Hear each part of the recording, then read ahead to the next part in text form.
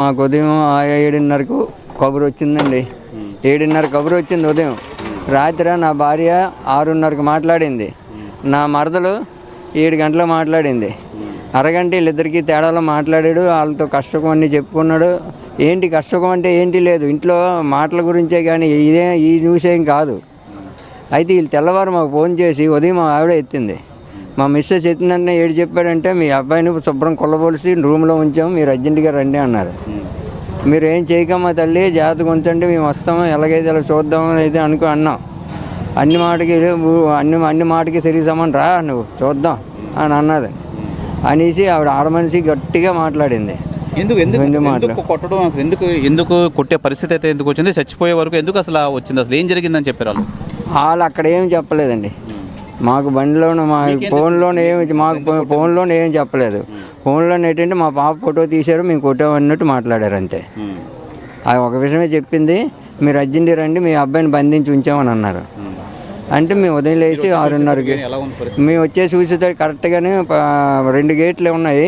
Father ఎంట్రెంట్ gate ఉందంటే ఆ gate గడ పెట్టేసి ఉంది, దానికి కట్టకట్టాలు ఉన్నాయి.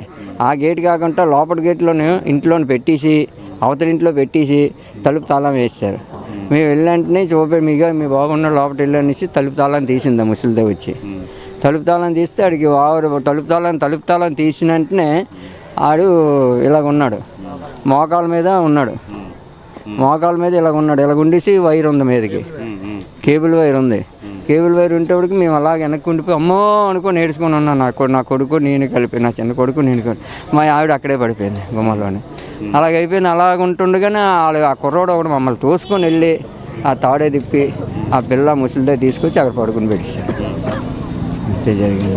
తాతరా గారు, ఇప్పుడు మీ అబ్బాయికి అన్యాయంగా చనిపోయే పరిస్థితి అయితే వచ్చింది అంటున్నారు కదా, మీకు ఎలాంటి న్యాయం కావాలి?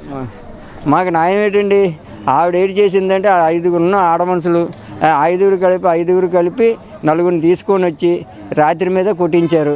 ఆ కొట్టించిన ఏ టైం అప్పుడు కొట్టించారని తెలీదు. ఆ ఎదరింటో ఏంటంటే లైట్ వేసి ఉందమ్మా 12 గంటలప్పుడు అని అనడమే తెలుస్తుంది.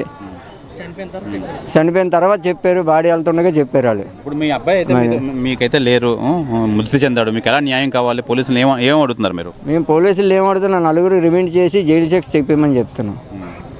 ఉరి చేయడమే చేయొచ్చు, జైలు శిక్షనే చేయొచ్చు. చనిపోవడానికి కారణం వాళ్ళే. ఎందుకంటే వాళ్ళు డార్క్ షీట్గా తెలిసిపోతుంది. 2 వచ్చారు, 2 సైడ్ అయిపోయారు. కానిస్టేబుల్ గట్టిగా గోటాయిస్తే ఇద్దరు కలిపి వచ్చారు. వచ్చిన తర్వాత అందరూ 4 మొత్తం 9 మంది కలిపి స్టేషన్కి తీసుకెళ్ళిపోయారు. వాళ్ళు వెళ్ళారు స్టేషన్లో, మేము స్టేషన్లో ఉన్నాం. మా దగ్గర అన్నీ రాయించుకోవాల్సినవన్నీ రాయించుకున్నాం. మేము వాళ్ళు ఎలా చెప్పినట్టుకు రాయించాం. వాళ్ళు 4 పైకి తీసుకెళ్ళి చంపేశారు. తీసుకొచ్చారు. అక్కడ కావాలంటే ఎదురుగా సీసీ కెమెరాలు ఉన్న తోవలో ఆ సీసీ కెమెరాలు వెరిఫై చేసుకుంటే వాళ్ళు చేసింది చేయలేని అన్నీ కూడా తెలిసిపోతాయి క్లియర్గానే. వాళ్ళు జనరల్గా చేశారని అక్కడ ఇంకొక ఆయన కూడా అన్నాడు. అయితే ప్రధానంగా మృతుడు భాస్కర్ సోదరుడు అయితే మనతో పాటు ఉన్నారు. ముమ్మాటికి వాళ్ళు చంపేసి మాకు మృతదేహాన్ని అయితే అప్పగించారని చెప్తున్నారు. సోదరు ఏం చెప్తావు, ఏం జరిగిందో ఏం చెప్తావు?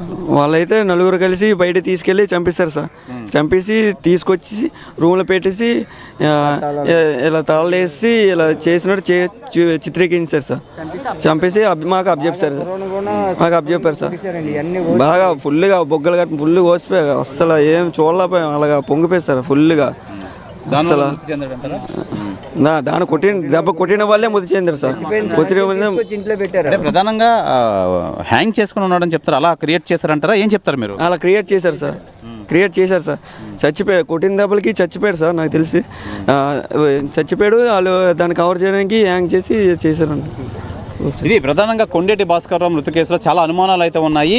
వాళ్ళ అమ్మాయిని ఫోటోలు తీసిన నేపథ్యంలో ఏమైనా ఉంటే పోలీసులు ఉన్నారు, పోలీసుల దగ్గర న్యాయ విచారణ చేసుకోవాలి, కానీ ఇలాగ వాళ్ళ చట్టాన్ని వాళ్ళ చేతిలో తీసుకొని శుభ్రంగా కొట్టి చంపేసి వాళ్ళు ఉరి తీసుకుని చనిపోయినట్టు అయితే క్రియేట్ చేయడం అయితే చేశారు. ఈ విషయంలో మాకు కంపల్సరీగా మాకు న్యాయం కావాలని చెప్పి భాస్కర్ తండ్రి తాతారావు కానీ సోదరుడు కానీ అయితే తెలియజేస్తున్నారు. ఎట్టి పరిస్థితుల్లోని మాకు పోలీసులు మాకు న్యాయం చేయాలి, వాళ్ళందరినీ అయితే రిమాండ్కి పంపించాలని చెప్పి ఇదైతే పోలీసులు అయితే కోరుకుంటున్నారు. ఇది ఇక్కడ పరిస్థితి.